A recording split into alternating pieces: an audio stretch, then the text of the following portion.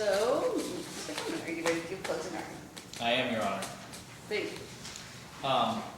If I may have access to the television set, I would very much appreciate it as well Yes. for my closing, please. Yes.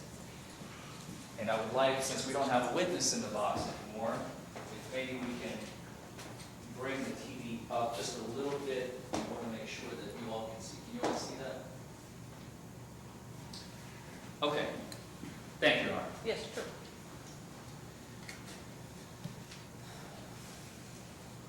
Ladies and gentlemen of the jury, here we are at the end of the case. By the time myself and Ms. Biggers are done speaking, the case will be given to you for deliberation and to make a decision as to whether or not the alleged offenses occurred in this case. In this case, you all know, there were 5 offenses. And I told you the focal point of this whole case is the DUI charge. Why? Because it is obviously the most severe, it is the most serious, it is the only one, as you just heard, that carries jail time, and has extremely serious consequences for individuals who get these charges on their record. So I told you from the beginning that this is going to be the most important focal point of this whole case. So, what have we learned today? We have learned a lot of things. Let's start at the beginning, shall we? I want to go back and I want to talk about the stop itself. Ms. Brock, little did she know, on November 7th of 2020, she took her vehicle, well, let me back up. She was at home, she had one drink, she decided to go to her aunt's house for some chili. She leaves her house, she takes a drink with her, I don't know why, maybe she was going to drink it at her aunt's house, who lived approximately 25 minutes away. On her way there, as she admitted to the officer, and we heard it on video, her friend called her, or she called them, on the iPad. She was distracted from her driving. That is what we saw in the video. That is what we saw when Ms. Brock was, I'm sorry, we'll get to that in a moment. That is what we saw when Ms. Brock was weaving, ever so slightly. As you can see, she is not in any way, shape, or form showing indicia of intoxication or an intoxicated person on the road. And even the officer testified to that. Or he didn't testify, I guess it's in the negative. Because there are cases, absolutely, where the driving is clearly, all over the road, and then when the individual gets out of the vehicle, you see further indicia. It's a totality, and this is what the officer testified to. This is a totality of the circumstances analysis. And in this case, the cop got it wrong. Sober people can get wrongfully arrested for a DUI, and that is what happened here. So after Ms. Brock, as she is driving, she gets pulled over. Oh, and by the way, what about that moment in time that I asked the officer, the trooper, about, that he saw that she stopped traffic on the other side of the road? Oh, yeah, it happened. Well, can you show us on the video where it was? Oh, no, it's not on video.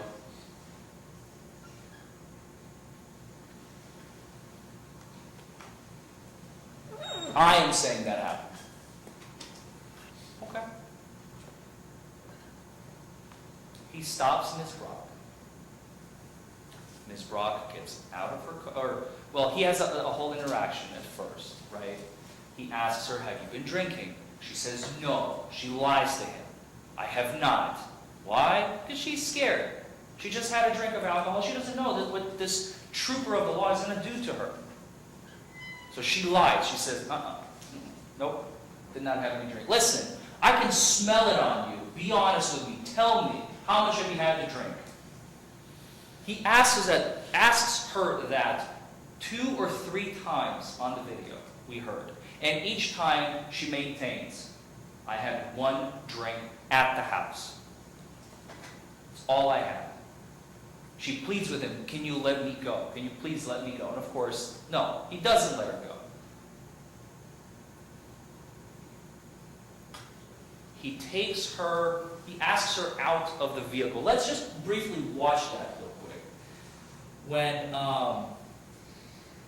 he asks Ms. Brock out of the vehicle, 1 second, I may have to terminate. There we go. This is the portion of her getting out of the car. I don't know if we have audio. It might be me. There we go. You have to put up on the way or nothing. Just, Well, stay, buddy. I mean, I'm pretty fast. I can chase him down, but Okay, well, I'm not that fast. I just don't want him back here on the 86. I want you to walk back to the front of my car. Yes, sir. Do you take medications? I do. What kind of medications do you take? She walks, talks, and acts like a completely sober person. He, the officer, puts her through these field sobriety tests. And he himself testified. First off, the walk and turn and the one-leg stand should not be administered to individuals that are 50 or more pounds overweight.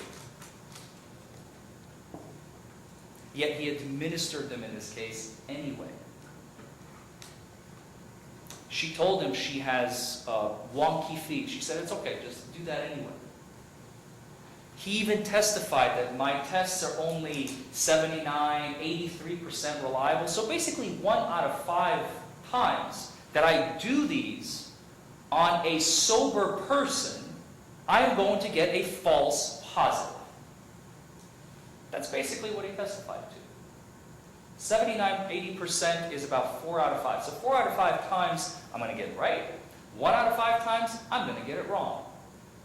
And that's this case here today. He got it wrong. He arrested the wrong person for the incorrect crime.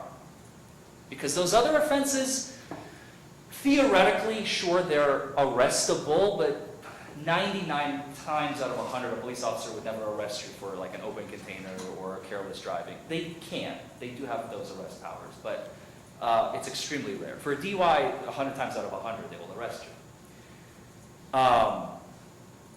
So, what happened here? How is this possible that he gets all of this wrong? She walks, talks, and let's just watch the field sobriety test real quick. First, I just take Wellbutrin, I take... I apologize. I'm going to mute this just so that I can talk while the video is playing, because you've already seen the video. When he asks Ms. Brock that he's going to administer the horizontal gaze nystagmus, I asked him, do you have a switch in your car that will allow you to flip those lights off so that you can face her in the direction of the camera so that you all, the arbiters of the justice system, the jury, gets a chance to see with your own eyes what he saw that night? He deprived you of that information. He administered the horizontal gaze nystagmus in the most perfectly situated direction to where you have, in no way, shape, or form can you see her eyes. He could have radioed in another unit if this really, I remember his concern, I would never turn off my lights on a busy road at night. You know what, fair enough. Call in another unit. What's killing you? You're already begun your investigation. Why didn't you ask for assistance? You all work together in the government. You could have radioed in another unit with a camera and registered all that evidence for who? For you guys. So that you could see. Because the burden is on them beyond a reasonable doubt. We'll get to that in a moment. Let's watch the field sobriety test, her walking. The ones we actually can kind of sort of see.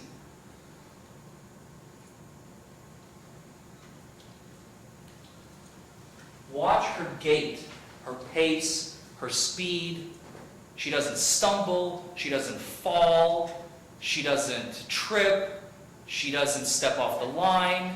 Nothing. The officer's testimony did not make any sense today. When he said that he saw 7 out of 8 clues, if we had no video, we probably would have been screwed. I would have believed him. But watching the video, you're telling me you saw 7 out of the 8? I mean, come on. I watched that video 100 times trying to find where those clues are. They don't exist. He made them up. Why? Because he needed a case. For whatever reason. He needed the arrest. I don't know why. But it just does not make any sense. And there's a huge disconnect. And there's a further disconnect with the number, which we'll get to in a moment. The 136. Nearly twice the legal limit in Kentucky, which is .08. He asks her at this point to lift her foot up. And at one point, I believe, maybe she was leaning up against his car, and he asked her to step away, and she immediately complied. She's very obedient. She trusts him. She's doing everything she can to get out of the situation so that she can go back in the truck and go to Aunt's house to have some chili. Instead, she ended up sleeping in a jail cell.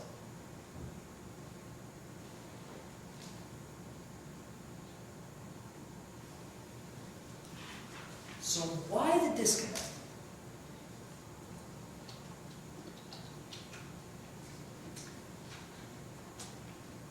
The 136. We have heard testimony that, let's talk about the nurse real quick. I'm gonna jump around a little bit because I want to talk about the blood because I think it's very, very relevant now.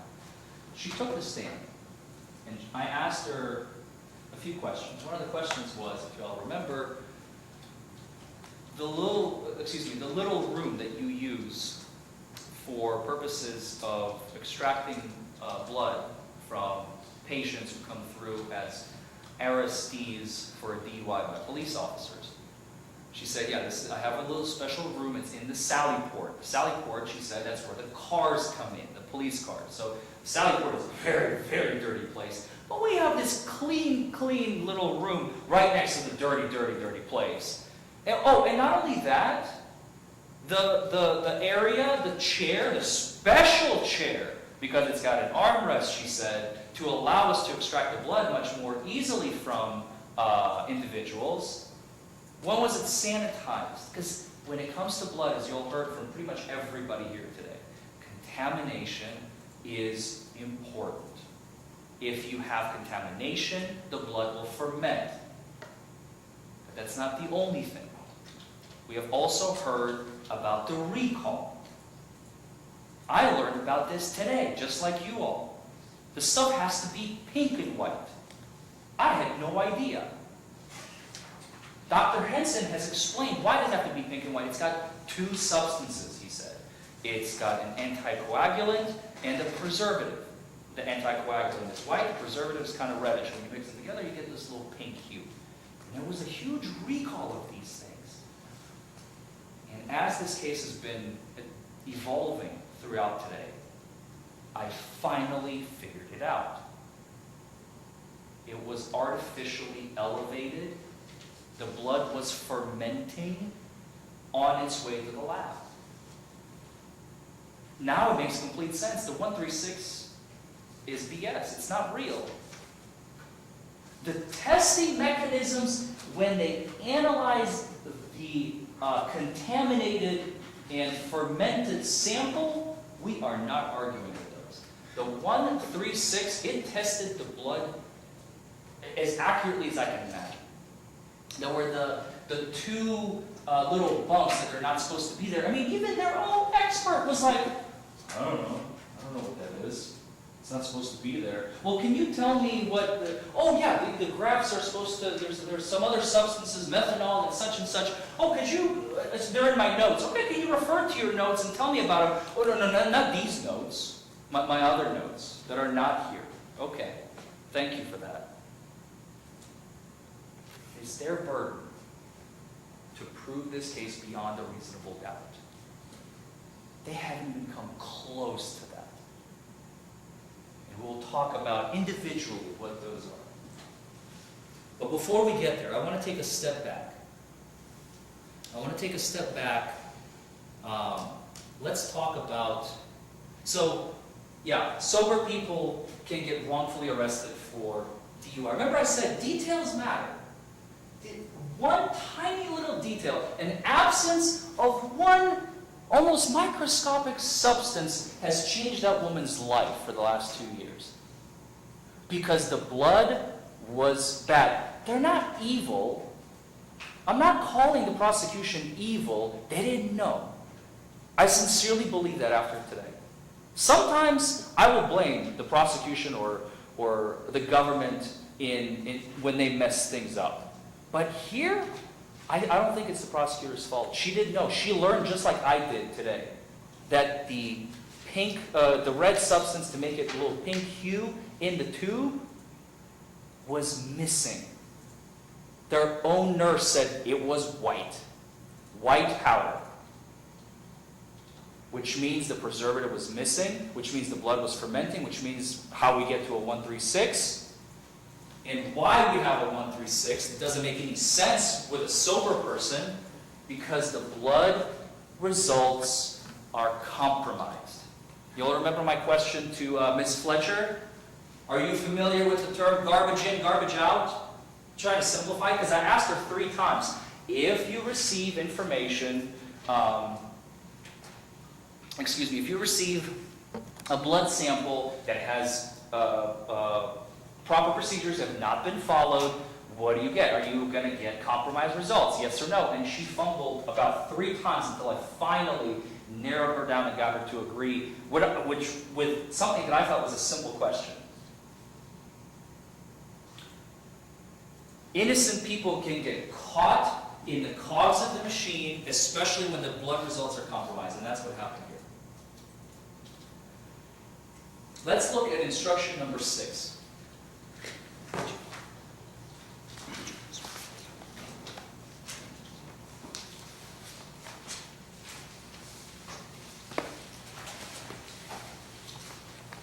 I'm going to be going out of order. But this is your job. When you go back to deliberate, instruction 6 covers all of the offenses, all 5 offenses alleged. DUI, no insurance card, careless driving, open container, and whatever the 5th one is, seatbelt. Presumption of innocence and reasonable doubt.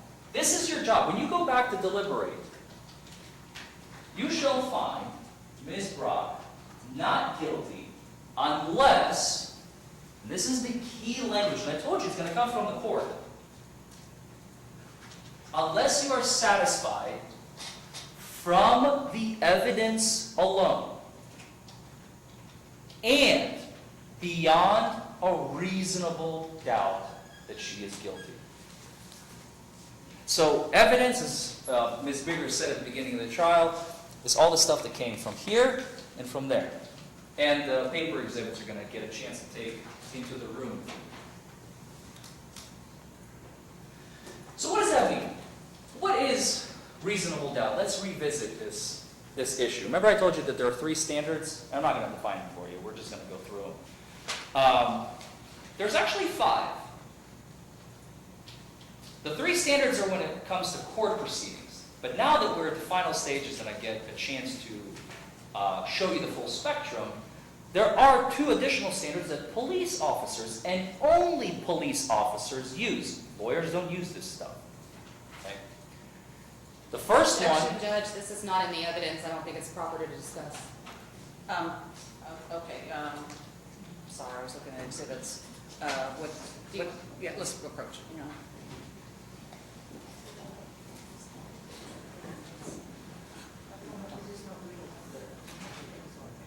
Oh, that, okay. Judge, he just put up there reasonable and articulable suspicion. I assume There's he's more. Oh, let me talk. I assume he's also going to talk about probable cause. This is no evidence was elicited about this. He is not allowed in closing to touch on anything that was not brought out in evidence. I don't know what he's doing here, but this is completely improper. Your Honor, I'm simply talking about the law. The law says that there are 5 levels. You have reasonable suspicion, reasonable articulable suspicion, probable cause, preponderance of the evidence, clear and convincing, and reasonable doubt. I just want to explain to the jury what The law is what is in the jury instructions. It says you find reasonable, it's based on what beyond a reasonable doubt. That's all they get. You don't get to get into all this. It's not proper, and it's not something that's part of the evidence. No, you already addressed it anyway. I mean, you know, so Can I just briefly go over it? I will spend no more than a minute on I this. think really look at the hour, please. Okay, I will. Thank you, Your Honor. I'm going to move fast. Reasonable and articulable suspicion. So that is what a police officer, needs in order to investigate whether or not a crime has been committed. Next, we have probable cause. Probable cause is the standard that Trooper Wright used in this case to determine whether or not he can arrest this person. objection. Overruled. Next one is preponderance of the evidence. We talked about that in voir dire.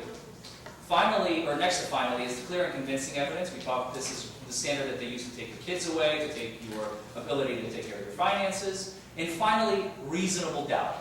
That is the highest standard of the land. That is the standard that you are in charge of taking back into the jury room when you go back to deliberate. Let's go back to instruction 6. There's another phrase in there that is very, very important. If, upon the whole case, you have a reasonable doubt, just one, that she is guilty, then you shall find her not guilty.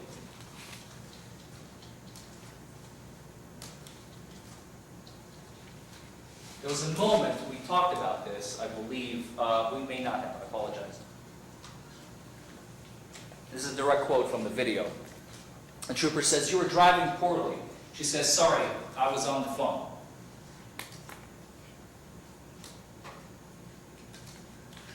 Another quote from the video. He asks her, "Do you take any narcotics or any pain medication?" She says, "No, sir, I do not."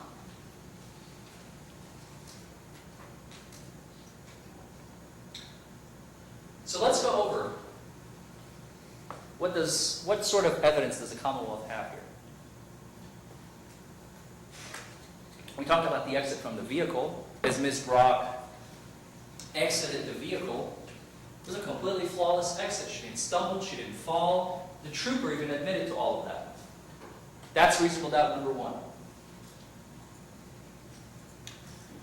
Number 2, her perfect walk from her car to the trooper's cruiser, and then during the field sobriety tests, the holding of the foot off the ground, flawless performance.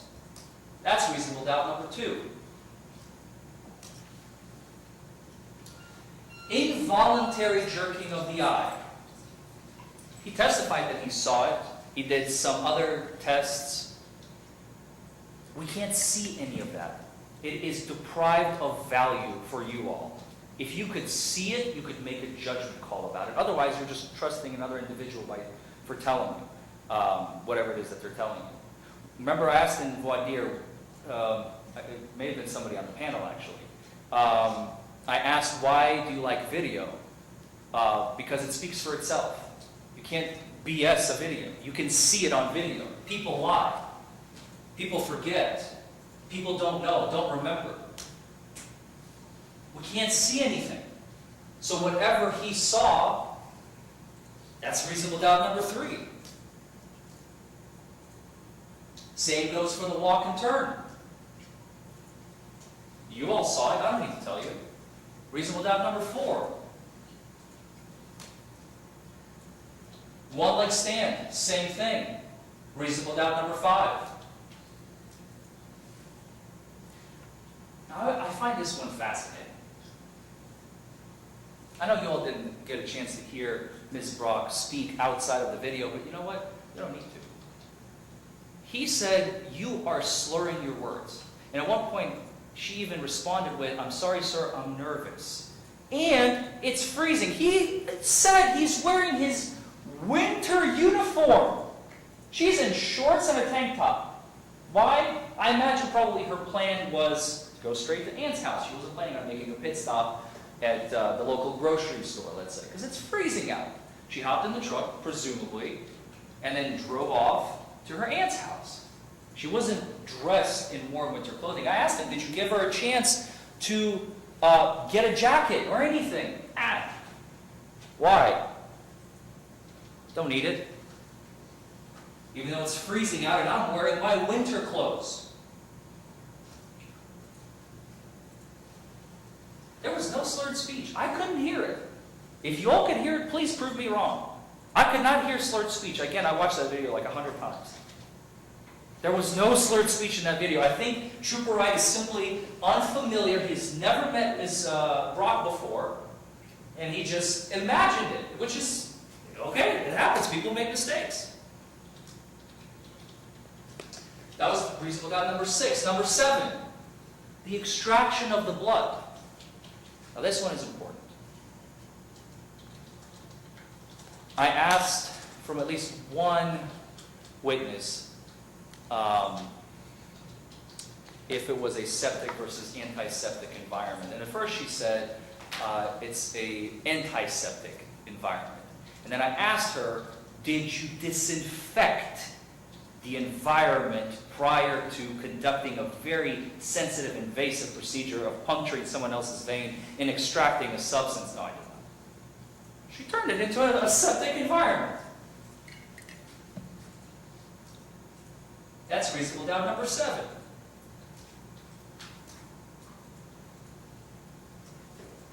Number 8, transportation of the blood.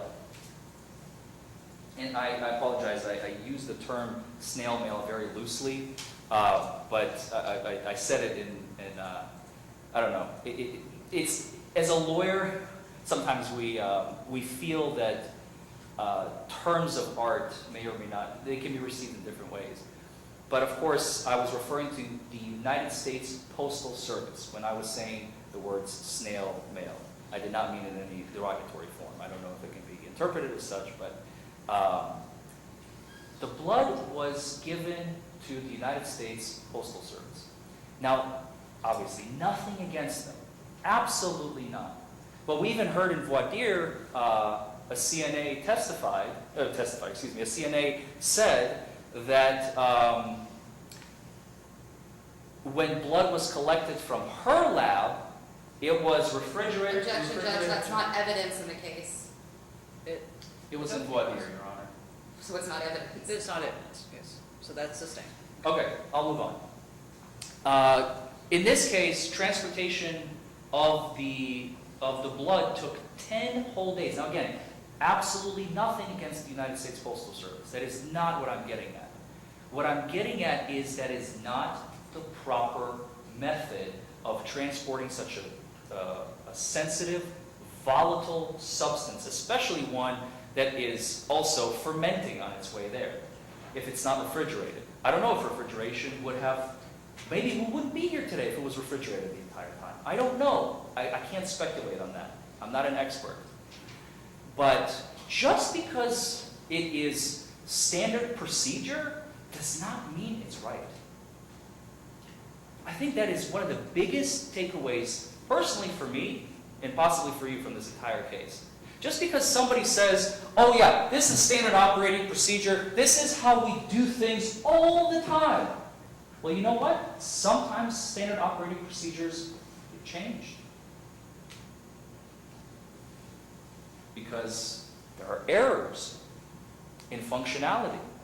In transporting the blood at the height of COVID, using the United States Postal Service, I think does a disservice not only to Ms. Brock, it does a disservice to our justice system.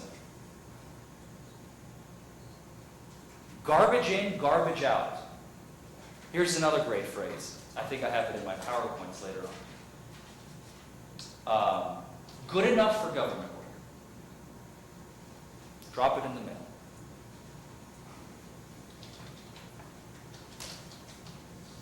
Reasonable doubt number 8.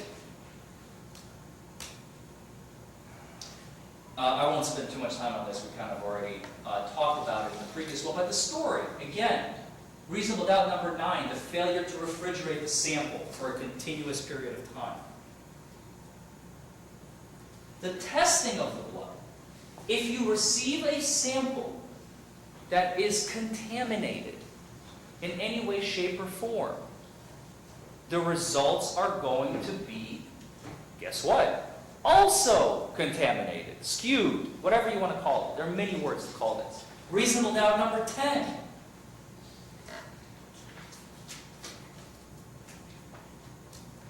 The lavender top tube.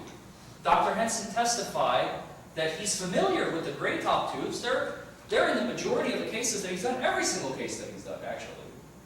He's never seen a lavender top tube, and it doesn't have a, I can't remember if he said anticoagulant or preservative, but it's missing one of the elements. One of the tubes here was a lavender tube. Reasonable doubt number 11. The destruction of the blood. I figured you all already had enough of this. I didn't get too deep.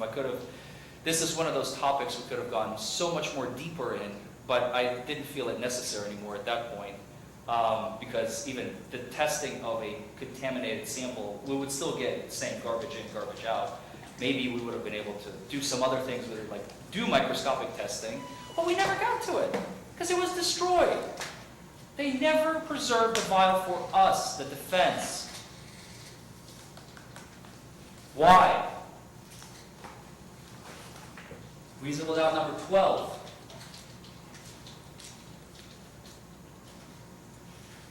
Now we get to my favorite piece, because I absolutely, to this day, I don't understand it. The unknown volatiles, the little bumps. They're not supposed to be there. Both the state's expert, Ms. Fletcher, and Dr. Henson, both testified, we don't know what they are, they're not supposed to be there, we're not sure what they represent, but it is evidence of fermentation, contamination, and improper storage. That was reasonable doubt number 13. Number 14, and finally, Courtney, I forget her last name, the nurse, testified that the powder in the vacuum cleaner was white. I heard it, you heard it. I just wanted to confirm. And then I learned, just as you all, when Dr. Henson testified, it's supposed to be pink. Because there are two substances, the anticoagulant and the preservative. And because if a preservative were to be absent, he said the powder would be white. And there was a recall of these tubes. It all just literally starts to make sense. It's like dominoes. They're one dropping right after the other as to how we got a 136. How did we get here? Why was she arrested? Why are we here today? Why is the prosecution prosecuting this case? Again, they're not an evil actor. They didn't know. They learned today just as well as I did that the blood was tainted.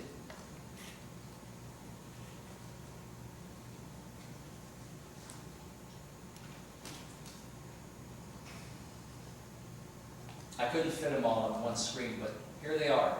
Flawless exit, perfect walk, involuntary eye jerking, the walk and turn, one-leg stand, no slurred speech, extracting the blood in the septic environment, transportation of the blood, storage, testing, the lavender tube, destruction of the blood, and unknown volatiles and, white powder versus pink powder.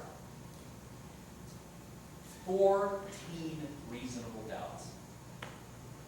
I'm sorry, that's a typo. It should say 14 but just one. Remember I said that's all you need. That's what the instructions say, which we'll get to in just a second once again. That's the evidence in this case. This is the evidence that's been presented to you by the government, who has the burden to prove their case beyond a reasonable doubt. Remember I said we have no burden. I don't have to do anything. We just showed you all what the government has and what they don't have through our own expert. Just one of these 14, like I said, that's a typo, is sufficient for a not guilty verdict, and we have 14 reasonable doubts here. I have never had a case like this in my entire life, with 14 reasonable doubts. It's astronomical. Remember I said, the way the blood was handled, good enough for government work. It doesn't matter that you have an individual's life, future, career, and innocence on the line. Good enough. Let's go back to instruction 6, finally. I promise I'm almost done. You shall find Ms. Brock not guilty unless you are satisfied from the evidence alone and beyond a reasonable doubt that she is guilty. Your verdict must be not guilty beyond a reasonable doubt. That's all it says. That's what the judge read to you. And if, upon the whole case, you have A, that's the final sentence on that page, instruction 6. A, it means one. That's all you need is one. A reasonable doubt that she is guilty, then you shall find her not guilty.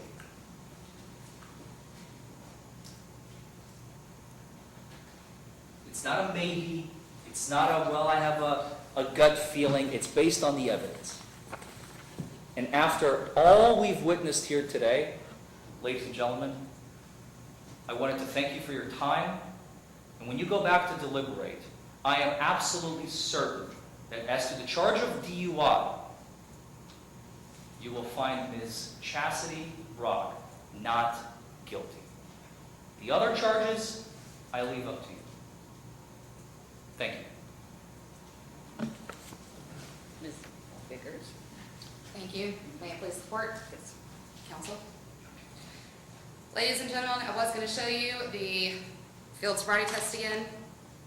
It is 7:20. I'm not going to do that. It's been entered into evidence, so if you want to come back out and look at it, you can do so. I won't do any part of that video, but I'm going to move on. I'm going to start by saying a lot of what he just said is flat out untrue. He said, it's supposed to be pink, it's not white. Well, only his doctor said so. Spike shouldn't be there. Well, the chemist said that doesn't affect the validity of the test. He's saying that all these things are a reasonable doubt because she got out of the car okay. Well, that's not the question here.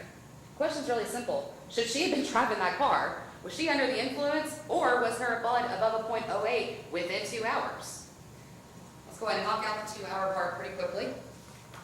Officer said he stopped her at 6:33. Her blood was drawn at 7:20. That's less than 1 hour, clearly less than 2 hours. You can find her guilty under that statute, or you can find her guilty under was actually under the influence. It doesn't matter which one, but can't pick both. So just make sure on the instructions for the DUI, you can say not guilty. You can say guilty because she was under the influence, or you can say guilty because she was above a .08. It's up to you. The defense attorney is conflating his opinion with evidence. So forget everything he just said. The evidence is what the people on that stand said. So what do we have? We have a standardized field sobriety test. No witness got up here and said they were done incorrectly. No witness got up here and said, but she wasn't impaired.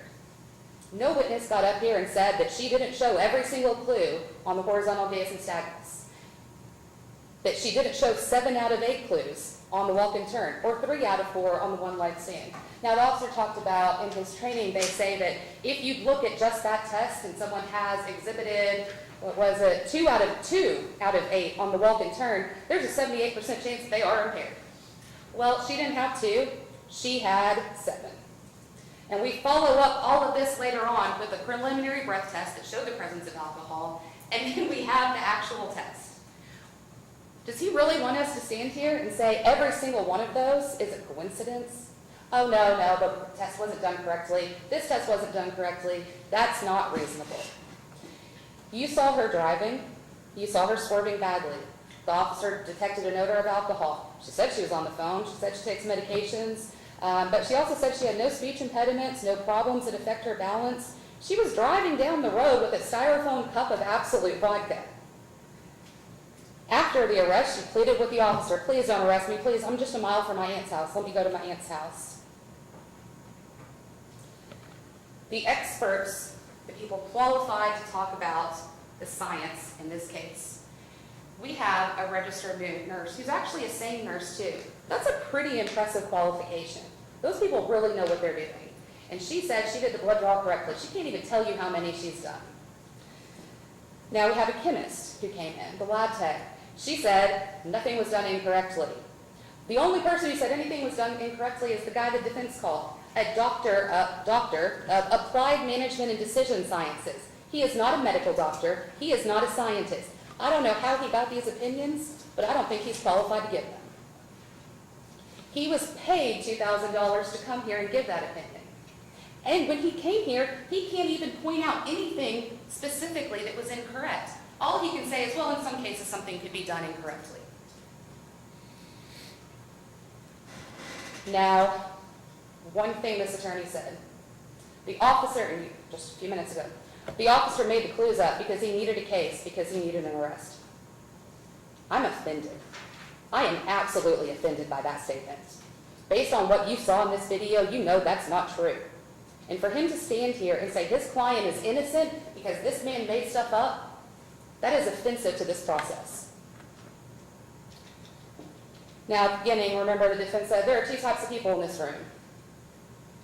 There are. There are people that come into this room like the trooper, like the nurse, like the lab tech, who come in here and they say, look, I just am supposed to test this. I'm just supposed to perform these tests. I don't have a stake in the outcome of it. I don't arrest people because I don't actually want to take them to jail. The officer didn't say that, but, you know, what is the benefit? What does he get out of making this up? On the other hand, we have other people who are paid to come into this room and to give you a specific opinion. And that opinion is, don't send her to jail.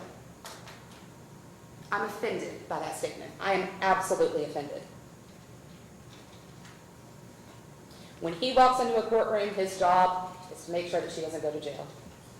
All right, I think it's clear at this point, we're pretty late. She is guilty of all of these offenses, and I'm going to ask you to find her. So the only question is, what kind of penalty does she deserve? If you want to watch the video again, if we can, I was again going to show it right now at the close, but I think we need to move on. She passed 9 cars from the time the officer turned his lights on until she came to a stop. Those are 9 people, at least in that short span, that she put in danger. I believe that she needs 9 days to serve at a minimum. 1 day for each car that she passed and for each driver that she endangered. Thank you. All right. Bailiff? Do you swear or affirm that as a bailiff in charge of a jury of the Hardin County District Court that you shall not allow any communications to be made to a jury under your charge, nor make any yourself, except to ask them if they have agreed upon their verdict, unless by order of the court? And do you further swear or affirm that you will not, before their verdict is rendered, communicate to any person the state of their deliberations or the verdict agreed thereon? I do, Judge. Thank you. Here's the instructions and the exhibits. As stated, exhibit number 1 is the DVD of the roadside stop. If y'all do want to watch it, you'll have to make that request, let the bailiff know, and we'll come back out and fire it up again, okay? Judge. Oh, I'm sorry, you've got, first job is to elect a foreperson. Thank you so much, Mr. Bates. Yes, I forgot to tell you that. So that's your first order of business, and then you begin to deliberate. Okay, thank you. Come on. Start.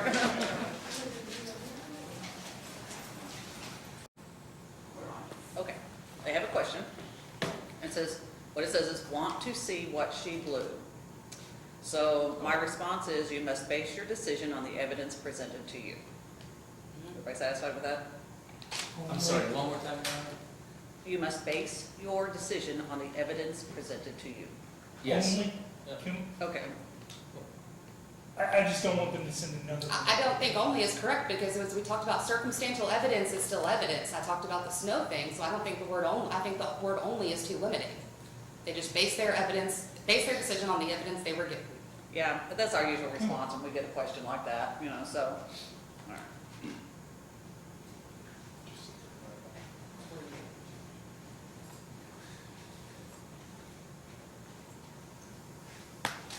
Okay. All right, so we will wait again.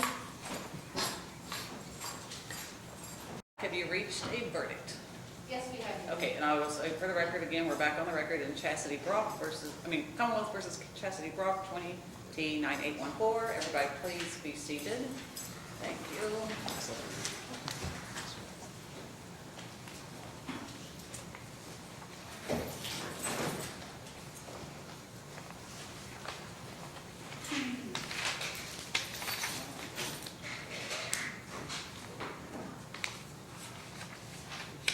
So, instructions, all right.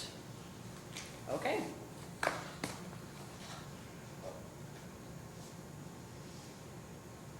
Okay, we have a little problem here, because you have signed saying, we, the jury, find the defendant not guilty of operating a motor vehicle, but then you set a fine of $500 and a period of 5 either hours or days. That's not circled. So we'll need for you to go back and correct what you mean by that. And so if you take these back, let me see.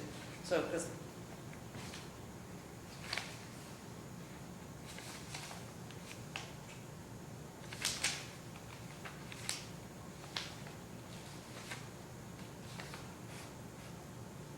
okay, so it looks like the others are correct, because you did you intend to find the defendant not guilty of careless driving or guilty?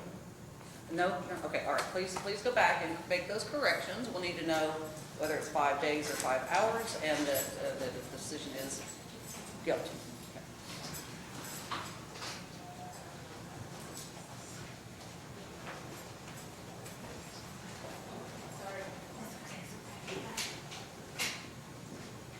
You write the sentencing order. That's what Okay. I'm assuming that